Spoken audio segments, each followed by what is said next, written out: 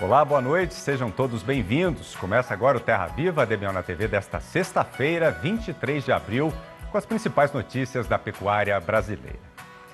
E olha só, dados da ASBI, a Associação Brasileira de Inseminação Artificial, mostram que duas raças bovinas sozinhas somam quase a totalidade de vendas no setor aqui no Brasil.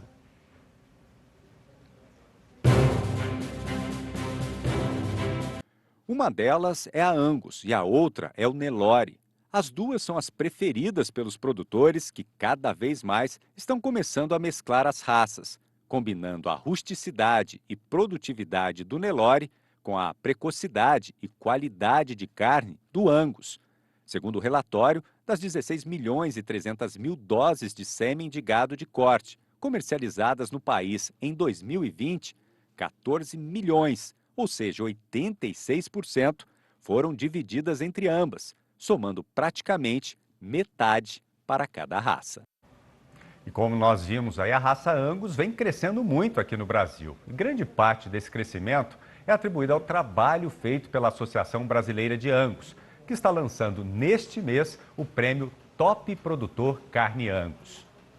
E para falar um pouco mais sobre a raça e também sobre essa premiação, eu converso agora com a gerente nacional do programa Carne Angus Certificada, a Ana Doralina Menezes.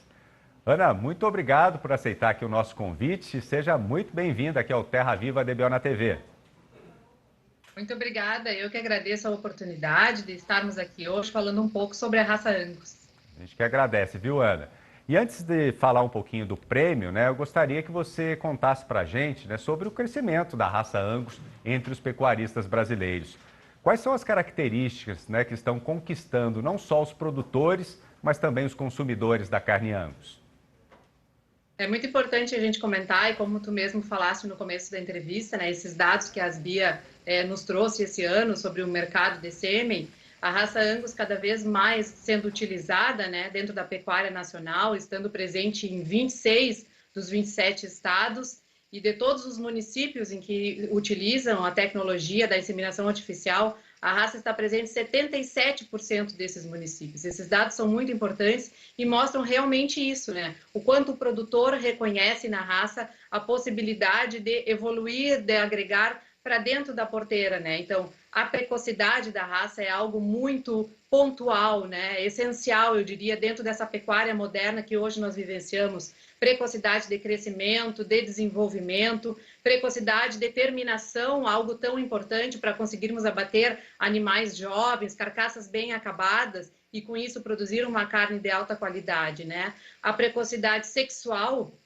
também é uma característica bem importante, principalmente para o entore de novilhas. Muitas vezes hoje a gente sabe que essas novilhas ainda são emprenhadas, entouradas, dão cria uma ou duas vezes ainda e ainda assim são abatidas jovens e recebem lá a certificação do programa Carne Angus certificado. Então, todas essas características, fertilidade, juntamente com a tão reconhecida qualidade da carne Angus, fazem com que cada vez o produtor utilize essa genética da forma cruzamento com o Angus mesmo, seja na raça pura ou em cruzamento com outras raças. E aí o Nelore tem um papel muito importante dentro desse cenário nacional, sem dúvida. Com certeza, Ana. Agora a associação tem um papel muito importante na divulgação da raça, Inclusive vocês lançaram no ano passado esse novo selo de qualidade da carne Angus que você citou, Qual que é a função específica desse selo? A associação procura estar sempre bastante alinhada dentro dessa cadeia produtiva, buscando entender e atender as demandas do produtor e do consumidor. Então, esse selo qualidade de carne, ele vem no sentido de trazer para o produtor uma informação a respeito da genética que está sendo utilizada, Ele reconhece indivíduos que são superiores para as características de carcaça e de qualidade de carne, Então, para participar, ou seja, os indivíduos para participarem desse selo, para receberem esse selo, eles têm que ter sido avaliados dentro do PROMEBO, que é o Programa de Melhoramento Genético de Bovinos de Carne, utilizado pela Associação Brasileira de Angus, e também a tecnologia do ultrassom de carcaça. Além disso, são selecionados os indivíduos 20% superiores para o índice bioeconômico de carcaça e para a característica de marmoreio. E também, claro, esses indivíduos têm que possuir DEPs positivas para as características de área de olho de lombo, gordura subcutânea e a medida da gordura da picanha, que a gente chama, né, que é a P8. Então, esses indivíduos que são superiores, avaliados, e que têm geneticamente superioridade para essas características de carcaça e de qualidade de carne, podem usar o selo qualidade Angus, qualidades de carne Angus, posicionar esse selo dentro do seu registro genealógico e, inclusive, até na comercialização do sêmen desses animais. Hoje a gente vê já em vários catálogos de empresas, né, que comercializam sêmen de genética, onde os indivíduos possuem ali o selo posicionando para esse consumidor que esse indivíduo, para esse produtor, que esse indivíduo é superior para as características quando se deseja produzir uma carne de alta qualidade. E nós falamos aí, né, no início do programa sobre esse crescimento da venda de genética Angus, que você citou também agora há pouco, né? Um recorde, né, de 22% de crescimento em 2020 com relação a 2019. São mais de 7 milhões de doses. Reforça para a gente o que esses números revelam. Esses números nos revelam um cenário bastante positivo, né? A gente tem aí, por um lado, o produtor reconhecendo a importância da raça e os benefícios da raça para dentro da porteira e para fora da porteira, ou seja, maior produtividade, maior quilos por hectare, maior rentabilidade do seu negócio pecuário, né? E estando alinhado com o que o mercado nos pede, animais jovens, carcaças bem acabadas. Por outro lado, a gente tem reconhecimento do consumidor, né? Reconhecendo no selo de certificação do programa Carne Angus um produto de alta qualidade, com confiança, segurança alimentar, marmoreio, sabor, suculência, maciez, tão importante para esse consumidor. Com isso, essa demanda está cada vez mais aquecida, tanto que hoje nós até exportamos carne Angus certificada produzida aqui no Brasil, algo que nos traz muito orgulho, né? Mas mostra que sim, nós temos um consumidor ávido por esse produto. E a demanda volta para a indústria e volta para o campo. Então, é o reconhecimento da cadeia como um todo, da importância e do benefício que a genética Angus pode trazer. Ana, vamos falar agora um pouquinho, né, então, do prêmio Top Produtor Carne Angus. Pecuarista bastante curioso aí, quer saber, né, qual que é o objetivo dessa premiação? Então, essa premiação, ela já existia dentro da associação uma ideia de se criar um prêmio bastante similar ao prêmio que é dado para os produtores, para os sócios de genética, que levam animais às exposições, entram dentro dos julgamentos. Nesse sentido, a associação sempre sentiu uma necessidade de estar mais próximo aos produtores do programa Carne Angus. Lembrando que o programa Carne Angus hoje é o maior programa de certificação de raça em atividade no país. Nós temos mais de 10 mil produtores inscritos e abatendo dentro do programa. Com isso, a associação cria um reconhecimento a esse produtor, que utiliza genética, que compra bezerros, que termina, que tem só cria, ou que tem recria, ou que só simplesmente termina esses animais e entrega para a indústria. Independente de em que elo ele está, a associação tem a necessidade de reconhecer o trabalho dele, né? O quanto ele investe também geneticamente todas as vezes que ele utiliza a raça Angus. Então foi criado esse prêmio como um reconhecimento a esse produtor e a essa cadeia produtiva. E também buscando estar mais próximo a esse produtor, né? Que muitas vezes não é sócio, mas que sim, faz parte da raça Angus, utiliza e se considera lá um produtor de Angus e tem que se considerar porque ele faz parte do programa Carne Angus. Perfeito. Agora, rapidamente para a gente, né? Como é que o produtor pode participar, né? E o prêmio ele é dividido, parece que em 4 categorias, né? Explica isso para a gente. O produtor para participar, ele tem que estar inscrito no protocolo do programa Carne Angus certificado, o protocolo junto à CNA, isso é possível junto às indústrias parceiras do programa Carne Angus. Lembrando que hoje o programa Carne Angus está presente em 38 unidades industriais, com 20 parceiros, com 20 frigoríficos parceiros aqui no país. Então, ele tem que estar inscrito e ele tem que ter abatido no mínimo 100 animais durante o ano de 2021. As categorias que nós dividimos por estado, né? Já que nós estamos presentes em 11 estados com o programa Carne Angus. Então, é o reconhecimento àquele produtor local, daquele estado que faz a Carne Angus. Nós temos o top qualidade, que é o produtor com maior índice de certificação durante o período. O top quantidade é o produtor com maior volume de animais certificados no período. e o produtor Revelação Angus, né? Top Revelação. É o produtor que começou a ter os seus abates dentro do programa Carne Angus neste ano, que tenha abatido no mínimo aí 100 animais e que tenha índices positivos, claro, com melhor índice de certificação durante o seu abate anual. Desses produtores estaduais, nós tiramos um prêmio a nível, digamos, nacional, que é o Top Produtor Angus. Ele foi dividido em 2 regiões, né? A gente chama de Brasil Central, que é composta pelos estados São Paulo, Mato Grosso do Sul, Mato Grosso, Goiás, Minas, Rondônia, Tocantins e Pará. E a região Sul, que é composta por Paraná, Santa Catarina e Rio Grande do Sul. Então, os produtores com os maiores volumes de animais certificados nessas regiões ganham o prêmio nível nacional. Tá certo, Ana. Queria agradecer muito, viu, a sua participação aqui com a gente, né? E quando tiver, né, acontecendo aí o prêmio, tiver o resultado também, por favor, entrar em contato com a gente aqui para a gente divulgar aí os vencedores e os premiados aí, muito importantes. Tá bom. Eu gostaria só de esclarecer também que os dados que vão gerar essa premiação, eles vêm através do nosso sistema de abastecimento de informação do programa Carne Angus, né? Então, todos os abates, todos os indivíduos que são avaliados diariamente dentro das indústrias são lançados nesse sistema, geram todas essas informações que vão ser compiladas no início de 2022. Então, no início de 2022, nós teremos essa premiação. Excelente. Tá joia. Muito obrigado, Ana, mais uma vez e até uma próxima oportunidade. Muito obrigada. Eu que agradeço a oportunidade. Uma boa noite a todos. Uma boa noite. E vamos agora para o nosso primeiro intervalo e já voltamos com as informações do mercado de insumos. As incertezas em relação à segunda safra de milho seguem sustentando os preços do grão.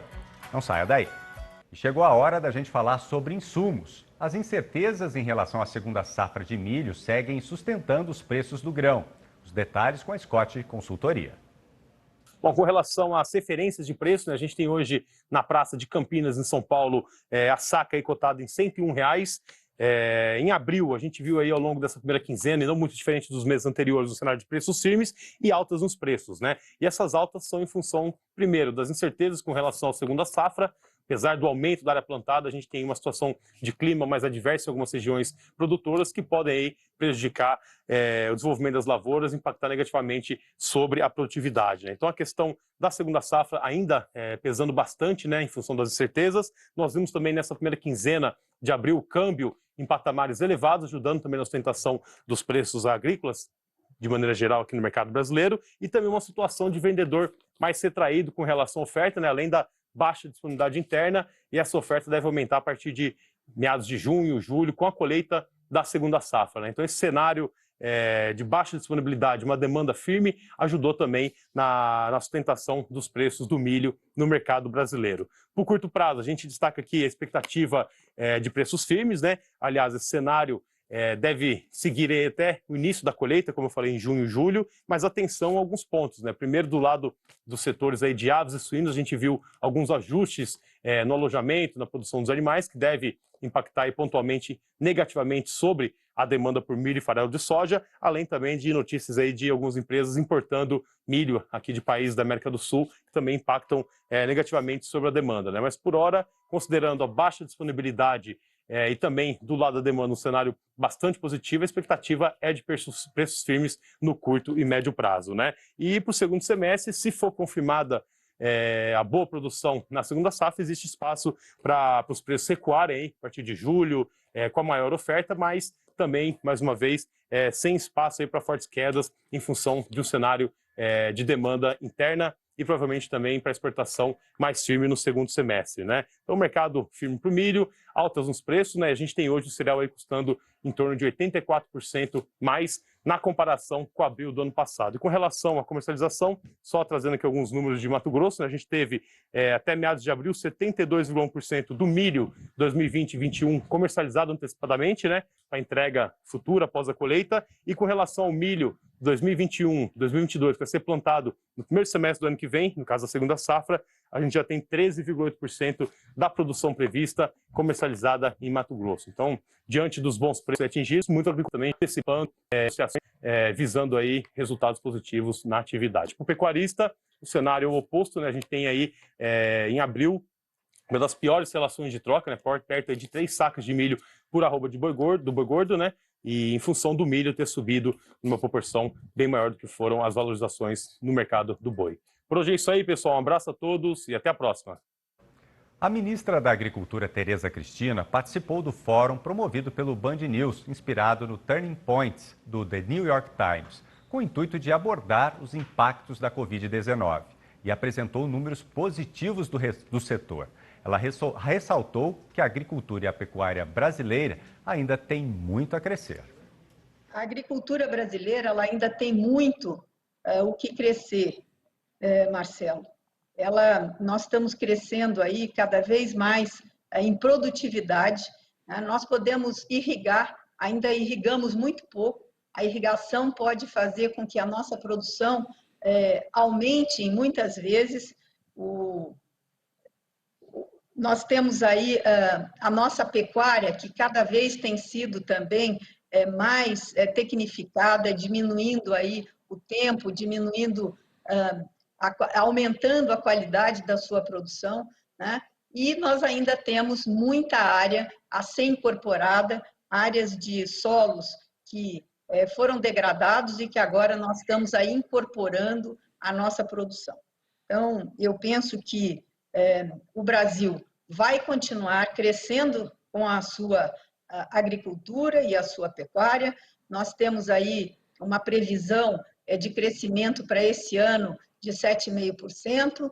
Eu tenho indicativos que a próxima safra será uma safra também, ainda não temos os números fechados, mas pelo acompanhamento que nós temos da compra de fertilizantes, nós devemos também ter uma performance muito boa para essa safra que se iniciará no segundo semestre do ano que vem.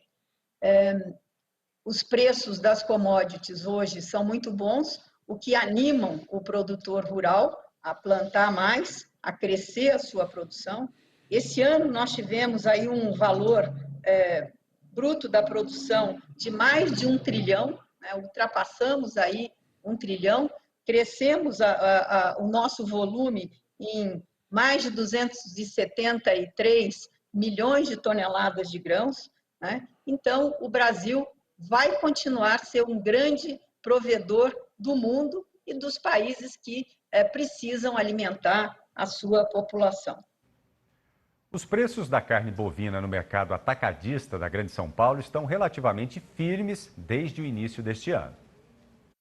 Pesquisadores do CPEA apontam que a sustentação dos preços é resultado da oferta restrita de boi gordo pronto para o abate e das exportações aquecidas, o que tem mantido baixo o volume de carne disponível no mercado brasileiro. A carcaça casada do boi gordo registrou uma valorização de cerca de 10% na parcial deste ano, movimento puxado principalmente pela alta no preço do dianteiro, que subiu quase 24% em 2021. Já a alta no valor do traseiro se limitou a 5,9%.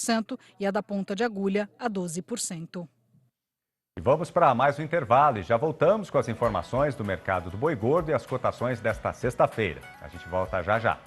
Estamos de volta com Terra Viva DBO na TV. Mato Grosso tem o menor abate de gado em 2 anos. A queda é de 5,10% em machos e 26,61% em abates de fêmeas. Segundo o levantamento do Instituto de Defesa Agropecuária, INDEA, de janeiro a março deste ano foram um pouco mais de 612 mil cabeças de bovinos machos abatidas e 452 mil cabeças de fêmeas, o que levou o Mato Grosso, o maior produtor de carne do país, ao menor índice de abates dos últimos 2 anos. Ainda de acordo com o relatório, a atenção se volta para as fêmeas, que além de comandar o ciclo pecuário, fator estrutural determinante para a cadeia da bovinicultura de corte, o primeiro trimestre deste ano apresentou o menor resultado desde o mesmo período de 2010. A curto prazo, essa oferta escassa influencia e dita o mercado físico do boi gordo. Hora de conferir o comportamento do mercado do boi gordo nesta sexta-feira. As informações são da Scott Consultoria. O mercado do boi gordo perdeu força depois do feriado e, após longo período de preços firmes e estáveis, compradores abriram o mercado oferecendo menos pela arroba. Em São Paulo, para o boi comum, a cotação caiu 0,3%, ou R$ 1 por arroba, na comparação feita dia a dia, e ficou em R$ 313, com preço bruto e a prazo. Já para a novilha, a queda foi de 0,7%, ou R$ 2 por arroba, negociada em R$ 304 nas mesmas condições. Ainda segundo os analistas da Scott, o preço da arroba da vaca gorda permaneceu estável na comparação diária e os bovinos destinados ao mercado externo estão sendo negociados a R$ 320 por arroba, também com preço bruto e à vista. Agora as cotações. No balanço do dia da Scott Consultoria foram apuradas mudanças em 9 das 32 praças pesquisadas, sendo todas elas com derriçada nos preços. Acompanhe no mapa. Nossa lista começa aqui em São Paulo. Tanto em Barretos quanto em Araçatuba, o boi escorregou e vale agora R$ 308,50, negociado no prazo de 30 dias e já descontada a parte do fundo rural. Em Belo Horizonte, na capital mineira, recuo também apenas para o boi, que está sendo vendido agora a R$ 299,50. Em Goiás, a derriçada foi geral. Na capital goiânia, o macho está valendo R$ 294,50 e a fêmea R$ 283,50. Na região sul do estado goiano, o boi também está sendo falado na base de R$ 294,50. Já a vaca escorregou para R$ 284,50. Seguimos para Campo Grande, na capital de Mato Grosso do Sul, com queda apenas para a fêmea, negociada a R$ 283,50. Quem quiser comprar vaca no sul da Bahia vai ter que desembolsar no mínimo R$ 280,50 por arroba. Partimos para o Pará. Em Redenção, o preço da vaca também caiu para R$ 280,50. Terminamos as cotações falando do sudoeste de Rondônia, com o macho escorregando para R$ 292,50.